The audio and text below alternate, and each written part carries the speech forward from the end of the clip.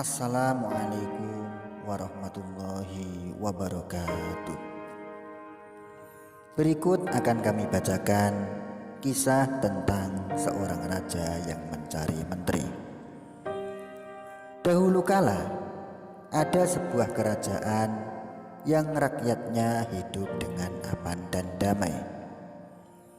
Hal itu dikarenakan rajanya yang adil dan rakyatnya yang mematuhi semua aturan kerajaan. Ditambah lagi dengan melimpahnya hasil bumi dan tak adanya korupsi yang merajalela. Namun ada masalah sedikit, yaitu raja kehilangan salah satu menteri yang sangat dicintainya. Ya, menteri tersebut meninggal dunia karena sakit yang dideritanya. Akhirnya terjadi kekosongan menteri, dan raja pun memutuskan untuk mencari sosok menteri yang amanah seperti menteri yang telah meninggalkannya. Diadakanlah sayembara. Lembaran-lembaran yang berisi maklumat tentang pencarian menteri pun disebarluaskan ke seluruh pelosok desa. Dan ternyata yang melamar untuk menjadi menteri sangatlah banyak. Namun setelah melewati sekian banyak seleksi, ada 3 orang pelamar yang nilainya sama. Diuji berapa kali pun nilainya tetap saja sama. Tapi raja tak kekurangan akal. Dimasukkanlah ketiga orang tersebut di dalam sebuah kamar dan dikunci pintunya.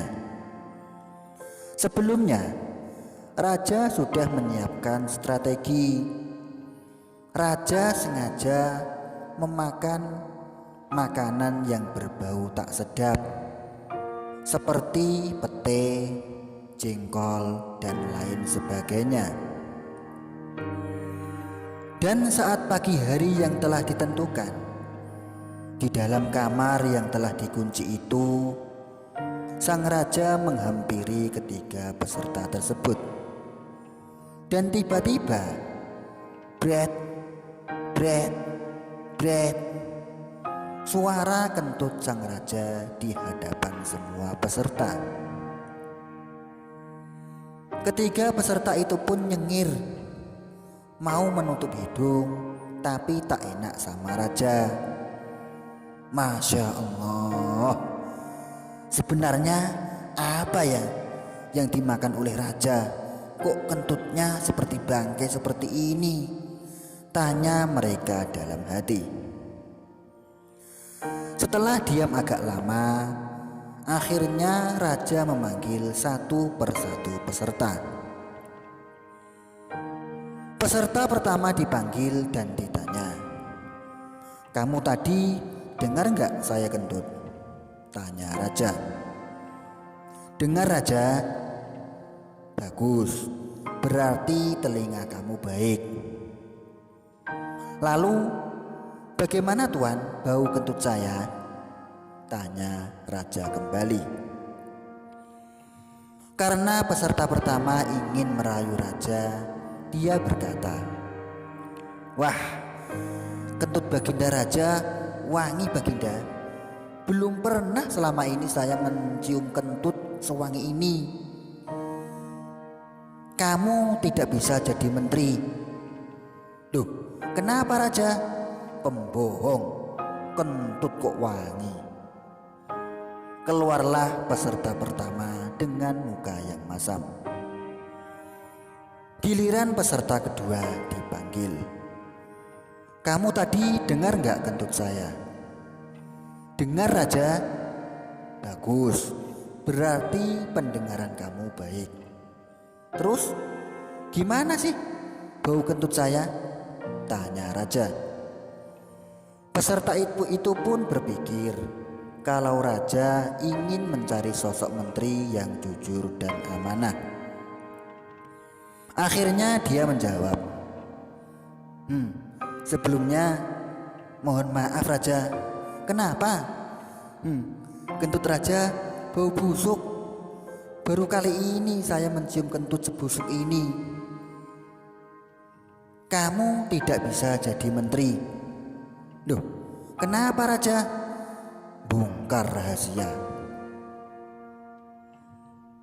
Tiba giliran peserta yang ketiga. Kamu tadi dengar kentut saya? Dengar Raja. Bagus, berarti pendengaran kamu baik. Lantas gimana baunya? Mohon maaf Raja. Kenapa? Saya pilek Raja. Pilek jadi menteri. Akhirnya Raja menemukan sosok menteri yang Raja inginkan.